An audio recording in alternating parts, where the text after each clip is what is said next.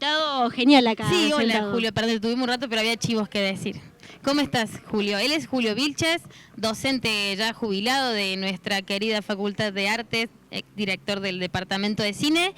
Y un jubilado de lujo, ¿no? De esos que te cruzás todos los miércoles en la Plaza San Martín luchando. De Los que esos se son... pueden, los que se pueden. Sí, mientras podamos. Está perfecto. Sí. ¿Cómo estás? Bien, en principio. Capaz más gracias. cerquita del mic. Bueno, no sé, ¿se escucha bien? escucha Gracias bien. por invitarme. Bien. Felicitaciones por trabajar con mucho esfuerzo para producir este programa, así que muy bien. Gracias. Gracias. Te trajimos acá porque en realidad queríamos hablar de la serie del Eternauta y no solamente pensar en la serie, sino en toda la novela y todo el recorrido histórico, un poco de ciertas, no sé, profundizar en algunos aspectos, sobre todo que vos puedas destacar de la novela escrita por Osterheld. Soy malísima con el apellido ese, que está dibujada por Solano López, que es nada, histórica. En principio, ¿vos pudiste ver la serie? ¿Qué te pareció? ¿Qué sentiste? Hay acá en el chat nos dicen que déjale. no se escuche bien al maestro. Ah. Te dijeron maestro, hermoso. Es que es un máster, boludo. Gracias por los de maestro. Bien pegadito. En principio, mirando la serie, para pensar en un poquito en la impresión que produce, se nota un poco lenta, a veces los personajes no están definidos, pero a medida que pasan los capítulos va creciendo, tanto en intensidad dramática como en agilidad y acciones realmente sorprendentes y muy bien logradas, ¿no? Uh-huh. En ese sentido, el trabajo logrado a nivel de producción y de imagen ha sido fenomenal y merece un análisis posterior también, aparte, ese aspecto fundamental. Uh-huh.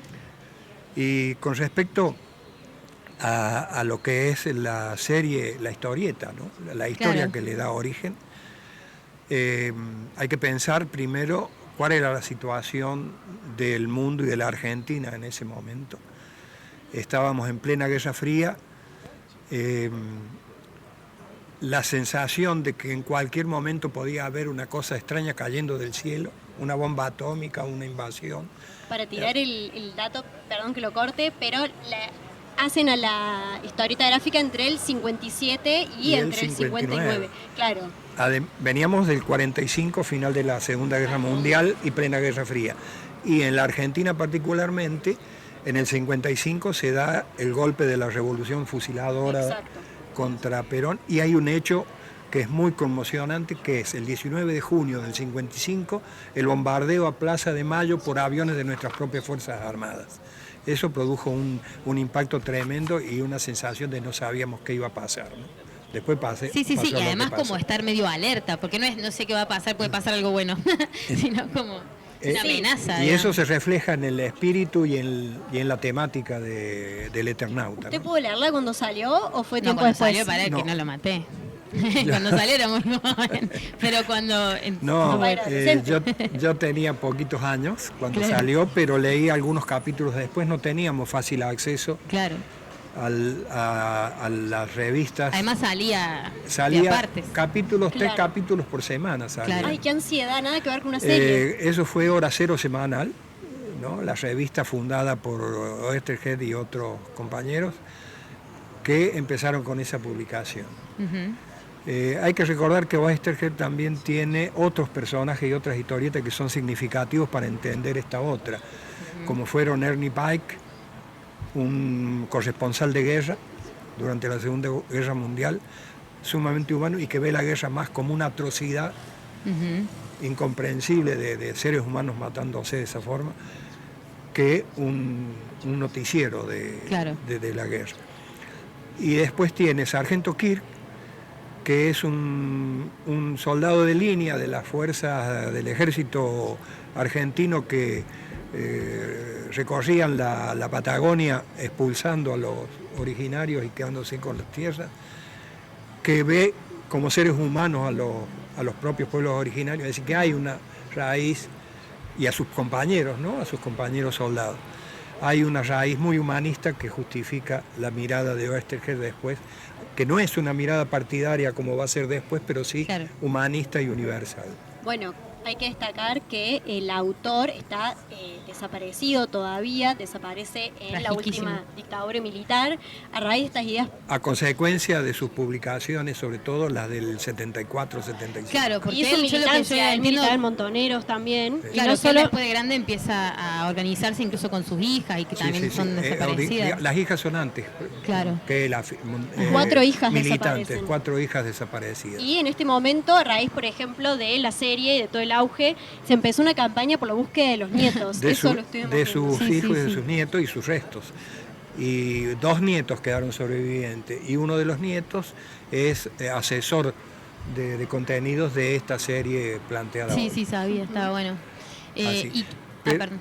No, yo tenía como un poco yo no llegué a leer el cómic, por ejemplo, solo vi la serie, pero hay toda una conversación en torno a, bueno, cuánto refleja la serie este aspecto más político o no.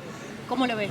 Yo creo que la virtud de la serie, si no es plantear un héroe individual con capa y espada que vuela, que nada que ver, sino que es un grupo de personas comunes que llevan una vida cotidiana muy poco, digamos, reconocida socialmente, si querés, para decirlo de una manera, y que se enfrentan a una situación crítica y con sus contradicciones, con sus problemas personales, con sus distintos orígenes sociales y laborales, terminan haciéndole frente a un conflicto en función de los intereses comunes, ¿no?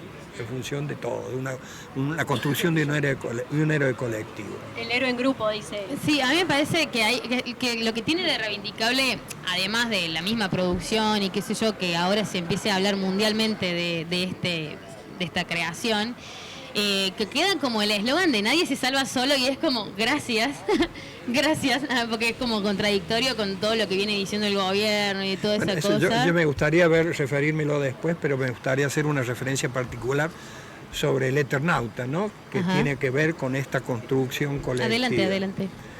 El Eternauta, o el viajero eterno, o el viajero del tiempo, yo creo, no sé supongo que habrá otras interpretaciones parecidas, pero es a través de la historia, la lucha del hombre desde el humanismo para transformar el mundo en un mundo que sea amigable para todos, para que tengamos acceso a los bienes comunes, a la tecnología, al desarrollo, al laburo digno, a toda una serie de cosas, que son siempre negadas por oleadas de, diría, tribus bárbaras, no digo carnívoras, digo cosas peores, se pueden decir, que sistemáticamente van provocando retrocesos y anulando estas luchas.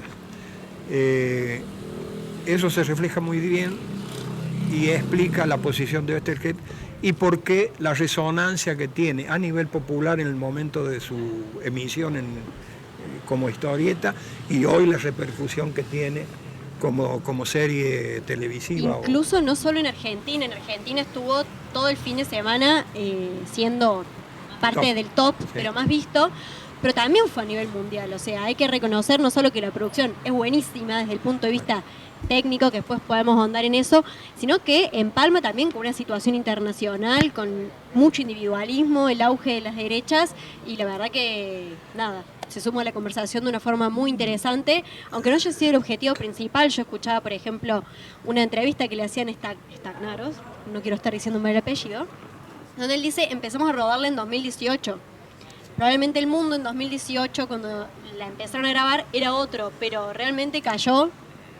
Claro, digamos, no era predecible este momento histórico, pero sí pone un faro muy importante en el significado social que tiene, no solo desde el punto de vista humano y su reconocimiento como valores humanísticos en todo el planeta, porque se estrenó en 200 plataformas, sino en un momento particular del cine argentino, frente a una tribu carnívora, otro lógico, el gobierno de Milei, que tenemos hoy enfrente, que quiere destruir la cultura, que ha desfinanciado y mandado mercenarios a destruir los institutos de cultura, las universidades, la salud pública, la educación pública, las jubilaciones y la creación de empleo. Está destruyendo el país para ofrecérselo a sus amos como un mercenario al servicio de las potencias mundiales, de las tribus de mayor poder, y opera como un mercenario, asesino en la Argentina. Si yo el cine que muestra hoy la serie El Eternauta ha llegado a un nivel de producción, de calidad, que es reconocido a nivel mundial, planetario, a tal punto que sigue siendo la más vista hoy en el mundo, ¿no? Sí, sí. Y no es casualidad que hoy estemos en la semana de estreno de una película cordobesa en las salas comerciales. Sí, sí, sí. Me parece que también es un hecho significativo para el momento histórico que vivimos. Sí, sí, sí. Es decir, la cultura es tan importante como la salud, como la educación, como el trabajo. Es decir, la expresión de los pueblos y la aspiración de expresiones humanistas es esencial. Y supera lo que quieras recortar, aunque se pueda hacer. No, hay una cosa, viste, de que hay mucho meme de la argentinidad resaltada en los argentinos, viste, como 2 capítulos y están comiendo locro con empanada con la bandera de Argentina, viste. A mí lo que yo rescataba de argentino, y que igual vi unos videos donde resaltaban de que el mismo personaje de Salvo, o bueno, que es como una cosa bastante argentina, y retomar todo el tiempo, en vez de locaciones random o Estados Unidos, lo que sea, que la gente pueda ver cómo es la cancha de River y qué sé yo, como que eso se reivindicaba mucho el Eternauta en el cómic, pero que acá también para mí es logrado eso de decir el Obelisco. No sé, pero me gusta esta cosa de relación que hace la serie, que la toma de cómo era actual antes y ahora es como lo vuelve actual ahora, digamos, como que mantiene esa realidad de que se sienta actual, con estas relaciones de, sí, como hicimos en el 2001, ¿te acordás que nos organizamos de esa forma? O con él, que era de Malvinas, como esas relaciones que se hacen y que hacen muy a lo argentino. O también, por ejemplo, yo pensaba en el primer capítulo que es, hay cacerolazos por el corte de luz, y yo digo, y también medio que lo colectivo o esta cosa de resolverlo así es bastante argentino, y me gustaba esa relación que se hacía. Pero es la resonancia que lleva la serie y el nombre de la serie. No es casualidad la designar como el hombre que viaja por el tiempo y va tratando de resolver problemas con los que enfrenta, ¿no? El cacerolazo. La música es muy importante también como expresión de producción argentina. Tiene valor. El reconocimiento de los escenarios, el idioma, el entretenimiento, la construcción, la vestimenta, la relación entre las personas, todo habla de la argentinidad, ¿no? Creo que eso es importante. Y es realmente destacable y creo que va a ser memorable lo que significa la escenografía y la producción que se puso en juego en esta película, con gente formada en la Argentina, que tiene una experiencia de producción de calidad ya transitada y con un esfuerzo tecnológico notable que la pone a la altura de cualquiera del mundo, ¿no? Algo que retomo de acá, es que se había como armado una especie de discusión en X, en Twitter, sobre, bueno, vieron que al final podíamos desfinanciar el Inca, porque Netflix puede garantizar este tipo de producciones, pero lo que saltaba es que la formación de la mayor parte de esos actores, del director, de los equipos de producción, claro, de los redactores, de todos los equipos, en realidad fue primero dentro del Inca, es decir, hubo un apoyo estatal que sin eso probablemente la mayor parte de esas personas no hubiera llegado a donde está. Permitió el desarrollo del proyecto. Y hay toda una línea de discusión que plantea esto, precisamente, es bueno que lo hayas mencionado, de que no hacía falta el Inca para producir semejante trabajo cinematográfico. Es precisamente al revés. Gracias a la educación pública, a los fomentos del Estado, que hoy se da en todas las provincias prácticamente, al Inca, al Instituto Nacional de Teatro, a la producción televisiva, a la formación de técnicos, a la incorporación de nuevas tecnologías. Todo eso hace posible. Claro, tal cual. No es que no hace falta esto para poder producir así. entonces tenés que ir y poner la guita y contratar Claro. afuera. Che, Es decir, nos están exactamente al haciendo un revés. montón de señas de acá atrás. Es que sí, es que no, yo me quedo, es que yo Bueno. tengo un Encantada de manijón. conversar Da ella, para escuchando. hablar muchísimas cosas Sí, más, sí, ¿no? sí, mal. Pero- Eso, si querés hacer una frase cortita de final. Un cierre. Yo preguntas ya no tengo, solo te No, escucharía. Ah. no tuve la suficiente inteligencia de hacer frase hecha, ¿viste? O venirme A ver, con una reseña, frase reseña hecha. de- recomendación. ¿Por qué recomendaría leer el cómic? Porque es importante la versión original, es decir, hay una adaptación que la moderniza, hay que ver, ¿no? Es decir, la adaptación siempre es distinta al original, porque es decir, una producción artística, para llamarla, ponerla, encasillarla, para clasificarla, es una mirada sobre el mundo, es una forma de ver el mundo, establece relaciones entre las personas, qué tipo de relaciones, qué muestro, qué no muestro, es siempre una posición ideológica y una definición política sobre el mundo. Entonces, en eso es un discurso. Entonces, cambian los tiempos, cambian los actores, entonces cambia el sentido.